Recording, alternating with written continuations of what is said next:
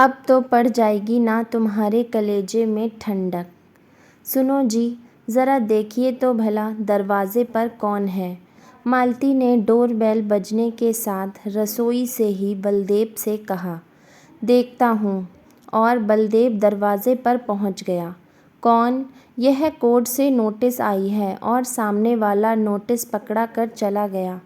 Court से notice हमारे घर? बलदेव तो एकदम से चौंक ही पड़े और वहीं खड़े खड़े नोटिस खोल कर देखने लगे। और जैसे ही नोटिस पड़ा, आंखों के आगे अंधेरा सा आने लगा। भरी ठंड में भी पूरा शरीर पसीने से नहा गया। उनको लगा अभी दिल बैठ जाएगा और वहीं आंगन में पड़ी कुर्सी पर ही बैठ गए। कौन था? मालती ने फिर रसोई से ही पूछा, लेकिन उधर से कोई जवाब ना पाकर बाहर निकल आई। क्या हुआ? क्यों इतने परेशान हो गए तुम? मालती ने बलदेव को इतना परेशान देखकर कहा। और तब तक घर से ही ऑफिस का काम करने वाला बेटा शशांक भी माँ की घबराहट भरी आवाज़ सुनकर आ गया। यह लो, देखो, पड़ जाएगी तुम्हारे कलेजे में ठंडक। यह नोटिस आया है कोर्ट से, बलदेव हकलाते हुए से बोले।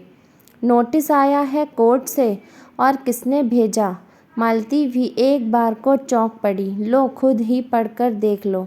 यह कहते हुए बलदेव ने मालती की तरफ नोटिस बढ़ा दिया।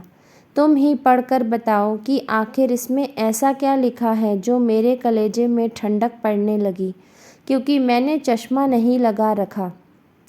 मालती तो अब सीरियस ही हो गई। पापा, बताइए ना कि आखिर नोटिस किसने भेजा है और क्यों? आप तो शशांक से भी नहीं रहा जा रहा था।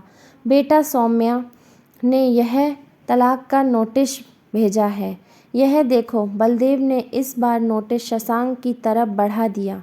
क्या पापा? अब तो शशांक को भी लगा कि जैसे उसके पैरों तले ज़मीन खिसक जाएगी। लेकिन पापा, सौम्या ने इतना बड़ा फैसला कैसे ले लिया? शशांक को तो सचमुच कुछ समझ नहीं आ रहा था। बेटा, इस बार वह जिस तरह से अपमानित होकर गई है, उसके आगे तो यही होना था। बलदेव ने किसी तरह अपने आप को संभाल कर चश्मा ठीक करते हुए कहा। ठीक कह रहे हैं पापा, लेकिन पापा, मुझको यह उम्मीद नहीं थी कि सौम्या इतना बड़ा कदम उठा लेगी। यह कहते कहते शशांक की आंखों से आंसू छलकने लगे। बेटा, औरत को कमज़ोर नहीं समझना चाहिए और मुझको तो सचमुच ताज्जुब लगता है कि तेरी मम्मी एक औरत होते हुए भी इस सब के लिए उत्तरदायी हैं। बलदेव ने हिकारत भरी दृष्टि से मालती जी की ओर ताका। लेकिन पापा, मैं सौम्या के बिना नहीं जी पाऊंगा। इतना कहकर शशांक आंखों में आंसू लिए अपने कमरे में वापस चला गया। मैं कह रहा हूँ ना कि अब तुम्हारे कलेजे में ठंडक पड़ गई होगी। ना तुमको बेटे की हालत दिखाई पड़ रही है, ना जब से सौम्या इस घर से गई है, उसका हंसना मुस्कुराना सब जैसे समाप्त हो गया। यहाँ तक कि खाना भी वह अपने कमरे में ही बैठकर खा लेता है। पता नहीं खाता भी है या फेंक देता है। तुम भले ही उसकी हालत देखना नहीं चाह नहीं, लेकिन मुझसे उसके दिल का दर्द छुपा नहीं। बलदेव सचमुच बहुत नाराज़ नज़र आ रहे थे। अब इसमें भी मेरी गलती निकाल दो। तुमको सौम्या की तो जैसे कोई गलती दिखाई ही नहीं पड़ती। हर बात को लेकर कितना ज़्यादा बहस लड़ाती थी। इसी बात को लेकर उन दोनों में झगड़ा होता था। मालती इस बार बहुत तमक कर बोली। लेकिन मेरे हिसाब से तो 100% तुम्हारी ही गलती है। अब जब बेटी पराए घर से ब्याह कर इस घर में आई है, तो थोड़ी बहुत गलतियां तो होती ही रहेंगी। लेकिन जैसे ही शशांक ऑफिस से वापस आता है, तुम उसकी दिन भर की बातों को नमक में लगा लगा कर बताती थी। बस इसी बात को लेकर उन दोनों के बीच कहा-सुनी होती थी। शुरू शुरू में तो बेचारी कुछ बोलती भी नहीं थी, लेकिन तुमने ही उसको मजबूर किया था मुंह खोलने के लिए। अरे भाई, जब कोई भी पेड़ पौधे या फसल एक जगह से निकाल कर दूसरी जगह रोपी जाती है, तो कितनी देखभाल करनी पड़ती है और धैर्य रखना पड़ता है। लेकिन अफसोस कि तुम एक स्त्री होकर भी दूसरी स्त्री की कदर नहीं समझ पाई। तुमको तो बस उसकी गलतियां ही नज़र आती हैं और इस बार तो सचमुच तुमने हद ही पार कर दी कि शशांक को भड़का भड़का कर उसके ऊपर हाथ उठाने के लिए विवश कर दिया। यह तो कहो मैंने आगे बढ़कर शशांक का हाथ पकड़ लिया, वरना अनर्थ ही हो जाता। बताओ भला कि कौन लड़की इतने अपमान के बाद इस घर में रुकेगी? ज़रा सोच कर बताओ कि कभी मैंने तुम्हारे ऊपर भूल से एक हाथ भी उठाया हो। तुमने शशांक को क्यों नहीं फटकारा उसके ऊपर हाथ उठाने के लिए? मेरे हिसाब से बहुत अच्छा किया सौम्या ने। अब बैठकर तालियां बजाओ तुम माँ बेटे। जब सारे जात बिरादरी में हम लोगों की बदनामी होगी और हम लोग किसी से नजरें भी नहीं मिला पाएंगे। बलदेव ने अपनी आंखों में आए हुए आंसुओं को पोंछते हुए कहा, 1 मिनट, गलती मुझसे हुई है तो सुलझाऊंगी भी मैं। शायद मैंने बहुत बड़ी गलती की है, इसका प्रायश्चित तो मुझको करना ही होगा। मैं बहुत ज़्यादा कुटिल हो गई थी सौम्या को लेकर, उसको हर पल नीचा दिखाना चाहा, लेकिन अब नहीं। आप गाड़ी निकालिए, हम लोग अभी के अभी सौम्या के पास चलते हैं। मालती अब तो बहुत ज़्यादा पछताते हुए बोली, मैं तो बिल्कुल भी नहीं जाऊंगा, क्योंकि तुमने पहले कभी भी मेरा कहना नहीं माना, और जब यह परिस्थिति आ गई तो मेरे कंधे पर बंदूक रखकर चलाना चाह रही हो। क्या पता आज तुम इतना सोच रही हो, कल को फिर अपनी बातों से मुकर जाओगी। जाना है तो शशांक को लेकर जाओ।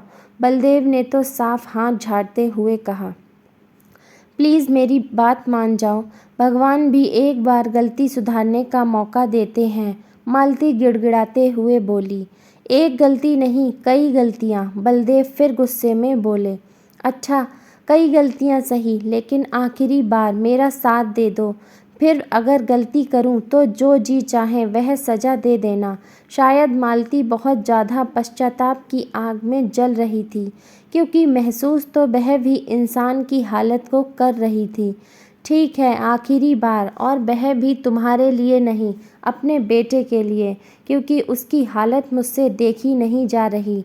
बलदेव सचमुच बेटे की हालत देखकर दुखित नज़र आ रहे थे। ठीक है, और थोड़ी ही देर बाद वह लोग सौम्या के पास पहुंच गए। दरवाज़ा खोला सौम्या की मम्मी ने।